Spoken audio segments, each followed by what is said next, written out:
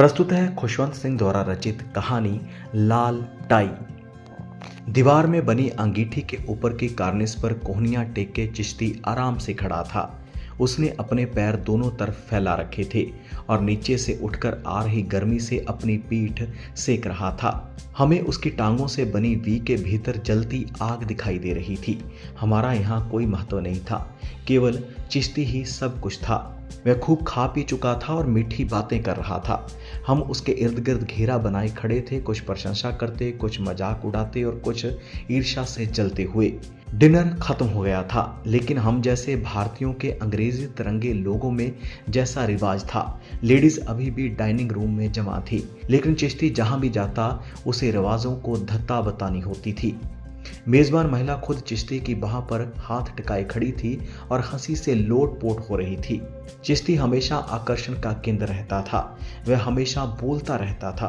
वह जब भी यहाँ आता एक क्षण भी शांति नहीं रहती थी और उनकी दूसरी पार्टियों में माहौल ना होना उन्हें बहुत खलता था। जैसे ही जरा सी शांति होती, चिश्ती की आवाज सुनाई देने लगती। मैं बताऊं उस दिन मेरे साथ क्या हुआ था, या आपने मेरा यह एकदम नया मजाक सुना? मेरा ख्याल है कि बहुत मज़ेदार है उनके पति के मुश्किल से बताए मजाकों से, जिन्हें वह इस तरह शुरू करते हैं। आज कोर्ट में एक मज़ेदार मामला पेश आया और जो हमेशा एक ही कहानी होती थी, कहीं ज़्यादा मनोरंजक होता था। मेज़बान महिला ने चारों तरफ देखते हुए कहा, आपने चिश्ती की शादी की परिभाषा सुनी है? मेरा ख्याल है कि वह बहुत मज़ेदार है। हम सब इसे सुन चुके थे और जानते थे कि यह चिश्ती की नहीं है, लेकिन इस बात का कोई महत्व नहीं था। मेजबान महिला ने चिश्ती को अपनी दोनों बाहों में घेर रखा था और उससे जिद कर रही थी कि उसे बताए। चिश्ती एहसान सा करता हुआ मुस्कुराया और कहने लगा, हाँ सचमुच बहुत मज़ेदार है, बहुत ही मज़ेदार। अच्छा देखता हूँ। हाँ याद आया, शादी च्युइंगम की तरह है, शुरू में मीठी, अंत में चिपचिपी। चिश्ती अपने मजाकों पर भी खुद ही सबसे पहले हंसता था। उसकी हंसी में साथ देने के लिए स्त्रियां भी जोर जोर से हंसना शुरू कर देती थी। कुछ पुरुष मुस्कुराते, बाकी चुप बैठे रहते। चिश्ती पुरुषों की प्रतिक्रिया पर ध्यान नहीं देता था। यह सब स्त्रियों में उसकी लोकप्रियता से जलते भुनते रहते थे। उसके ज्यादातर साथी गंजे, मोटे और सुस्त पड़ गए थे। चिश्ती हमेशा हंसता खेलता रहता था। उसने निरंतर कसरत करते रहकर अपने शरीर को बनाए रखा था। अब वह 40 का था, लेकिन जब वह 18 का था तो एक औरत ने उसे देखकर कहा था, किसी ग्रीक देवता की तरह नजर आता है। उसके बाद उसने अपना यह नक्शा बनाए रखने का जैसे प्रण ही कर लिया। 30 का होने पर उसे यह लड़ाई हारती हुई दिखाई दी। उसका माथा जो पहले जितना होना चाहिए उतना चौड़ा था, लेकिन अब वह बढ़ता ही जा रहा था। उसके चौड़े सीने के नीचे अब पेट बढ़ता दिखाई देने लगा था और पहले का सपाट पेट भी फूलने लगा था, जिसे अपनी जगह रखने के लिए चिश्ती पेट की पेटी कसकर बांधने लगा। चेहरा ही चिश्ती की अकेली हेलेनी निशानी नहीं था। ये उस अंक का भी सवाल था जिसे ग्रीक मूर्तियों में ठक दिया जाता है। इस क्षेत्र में चिश्ती की उपलब्धियां रहस्य ही बनी थी और यह भी जाहिर नहीं था कि पत्ती के नीचे क्या और कैसा है। उसके जादुई संबंधों की कहानियां पुरुषों में ईर्ष्या से लपेट कर कही जाती, जिन्हें स्त्रियां बड़े ध्यान से सुनती थी। जैसे उसने किस तरह किसी महिला का हाथ डिनर टेबल के नीचे ही थाम लिया और यहीं से उसका प्रेम संबंध शुरू हो गया, और उसने किस तरह पैसे वालों की बीवियों, अफसरों की बीवियों, क्लर्कों की बीवियों, बूढ़ी औरतों, जवान लड़कियों, कॉलेज और स्कूल की लड़कियों को भी फंसाया था और उनके साथ ऐश की थी। कुछ लोग कहते थे कि ये कहानियां पूरी तरह सही नहीं और बढ़ा चढ़ाकर कही जाती हैं, लेकिन चिश्ती को पार्टियों में जो देख लेता वह इन पर विश्वास करने लगता। चिश्ती से सब इस बारे में पूछताछ की जाती तो वह कुछ इस तरह नजर डालता मानो कह रहा हो, और तुम क्या सोचते हो। हाँ, इस बात में सच्चाई जरूर थी कि लोग जिनकी कल्पना ही करते हैं वह सब उसे प्राप्त थी। इस कारण भी वह उसे पसंद नहीं करते थे। महिलाएं डाइनिंग रूम से धीरे धीरे निकली और पुरुष काफी पीने बैठ गए। चिश्ती अब भी आग की तरफ पीठ करके खड़ा लोगों को देख रहा था। मैं आपको एक कहानी के बारे में बताऊं जो मैंने अपने पिछले टूर में ही अनुभव की है। एकदम अविश्वसनीय। रेलवे स्टेशन पर जब वह आगे की गाड़ी का इंतजार कर रहा था तब वह औरत उसे मिली थी। यह टाई भी उसने मुझे दी थी। यह कहकर उसने अब जरा सिकुड़ी हुई लाल टाई उठाकर दिखाई। उसके पति की हो सकती है, पता नहीं उसके सामने क्या बहाना बनाया होगा। हम सब भी ताजुब करने लगे। उस दिन चिश्ती को दिन में एक शहर का दौरा करने को कहा गया था। उसने सवेरे की ट्रेन पकड़ी और एक फर्स्ट क्लास के डिब्बे में जा चढ़ा जहां वह अकेला था। उसने अपनी अटैची मेज पर रख दी और शीशे के सामने खड़े होकर अपने को देखने लगा। अपनी लाल टाई उतारकर कील पर टांग दी, फिर करीने से काढ़े हुए बालों पर हाथ फेरा। वह जानता था कि देखने में सुंदर है, लेकिन उसके भीतर हिम्मत की कमी क्यों है। कई बदसूरत आदमी जो हासिल कर चुके हैं वह उसे आज तक प्राप्त नहीं हुआ। औरतें उसके बारे में बातें करती हैं, लेकिन आज तक वह एक को भी नहीं जीत पाया। चिश्ती सीट पर बैठ गया और एक मैगजीन निकालकर पढ़ने लगा। ट्रेन स्टेशन से चली और कई छोटे स्टेशन पर रुकती जहां गांव के लोग धक्का मुक्की करते उसमें चढ़ने की कोशिश करते, आगे बढ़ने लगती। चिश्ती आराम से अपने डिब्बे में अकेला बैठा उपेक्षा से यह सब तमाशा देखता रहा।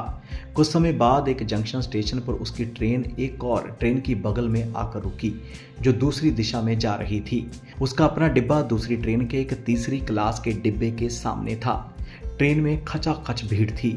उसमें बैठे कई मुसाफिर खिड़कियों से मुंह निकालकर उसके डिब्बे में देखने लगे कि उसकी सीटें कितनी शानदार हैं। बैंत की कुर्सियां पड़ी हैं और 3 पंखे चल रहे हैं और उसमें एक सूटेड बूटेड साहब आराम से लेटा बाहर देख रहा है। लग रहा था जैसे वह अपने घर में ही आराम कर रहा हो, जहां उसकी टाई एक कील पर टंगी है, दूसरी पर कोट लटका है और मेज पर सामान रखा है। चिश्ती अच्छे परिवार में पला था और उसे इस तरह की ताक झांक पसंद नहीं थी। वह खिड़की का शटर गिराने के लिए उठा। इस क्रिया में उसने बाहर की तरफ भी एक नज़र डाली। उसके सामने वाले डिब्बे से लगा जनाना डिब्बा था जिसमें भीड़ काफ़ी थी। खिड़की पर एक औरत बैठी थी जो एकटक उसे ही देखे जा रही थी। चिश्ती ने खिड़की का शटर नीचे गिरा दिया था और वह बंद हो ही रही थी, लेकिन इसे देखते ही उसने शटर ऊपर उठाकर खिड़की फिर से खोल दी। फिर उसने अपनी बैठने की स्थिति बदली और खिड़की पर इस तरह आ बैठा कि औरतों को ज्यादा साफ देख सके। वह औरत उसे पलक झपके बिना देखे जा रही थी। चिश्ती में उत्तेजना भरने लगी। क्या यह उस तरह की औरत थी? जरूर होनी चाहिए। उसके बाल भी घुमा घुमा कर काढ़े हुए थे, जिनमें चारों तरफ रंग बिरंगी क्लिपें लगी हुई थी। आंखों में सुरमा भी नजर आ रहा था। होंठों पर लाल लिपस्टिक थी। वह बराबर सुपारी चूसे जा रही थी और यह नजर, अब कोई शक नहीं रहा। चिश्ती यह सब देखकर परेशान हो उठा। फिर उसने सिगरेट निकाली और उसे पीने लगी, लेकिन उसका पीने का ढंग दूसरों से एकदम अलग था। वह हाथ की मुट्ठी सी बनाकर उसमें सिगरेट कसे ओंठों से लगाकर खींचकर धुआं निकालती और फिर मुंह से बाहर छोड़ देती। फिर उसने दोनों नथनों से धुआं छोड़ना शुरू कर दिया। अब तो उसे बिल्कुल भी संदेह नहीं रहा था। उसने हिम्मत करके उसकी ओर देखा। इसमें कामना भी थी और डर भी था। अगर वह उसकी अपनी ट्रेन में होती तो कैसा मजा आता। यह विचार आते ही उसका खून चेहरे में तेजी से दौड़ने लगा। सामने खड़ी ट्रेन ने लंबी सीटी दी और ट्रेन धीरे धीरे आगे बढ़ने लगी। जनाना डिब्बा चिश्ती के सामने आने लगा। चिश्ती का चेहरा गुलाबी हो उठा। उसे लगा कि उसे कुछ करना चाहिए, कुछ ऐसा जो इस स्थिति के अनुरूप हो। वह औरत अब उसके बिल्कुल सामने थी। चिश्ती ने बड़ी हिम्मत करके और सारा जोर लगाकर उसकी तरफ देखा, बाईं आंख बंद की और वासना की नजर उसकी ओर फेंकी और फिर अपनी सीट पर आराम से बैठ गया। उसका दिल जोर जोर से धड़क रहा था और बदन निढाल हो गया था। तभी सामने के प्लेटफॉर्म से चीखने चिल्लाने की आवाजें आने लगी, जिससे चौंक कर वह उठने लगा। ट्रेन के ब्रेक चीख कर खड़खड़ाए और कुछ गज आगे बढ़कर वह रुक गई। चिश्ती ने जनाना डिब्बे की तरफ देखा।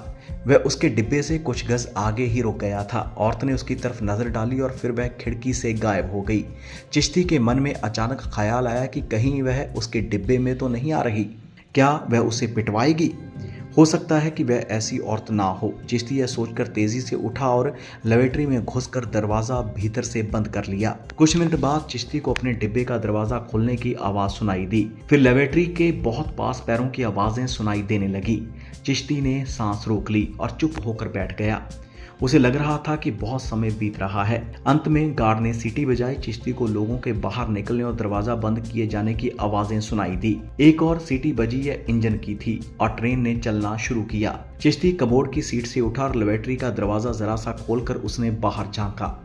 डिब्बे में कोई नहीं था। उसका कोट और अटैची गायब थे।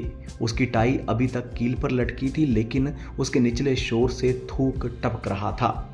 जो हो, उसे यह देखकर धीरज बंधा।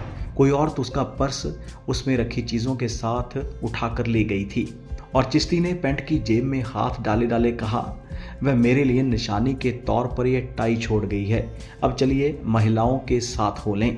तो ये थी खुशवंत सिंह द्वारा रचित कहानी लाल टाई। उम्मीद है आपको ये कहानी पसंद आई होगी। ऐसी ही कहानियां सुनने के लिए जुड़े रहें वाइब्रेंट ट्रेंड्स के साथ।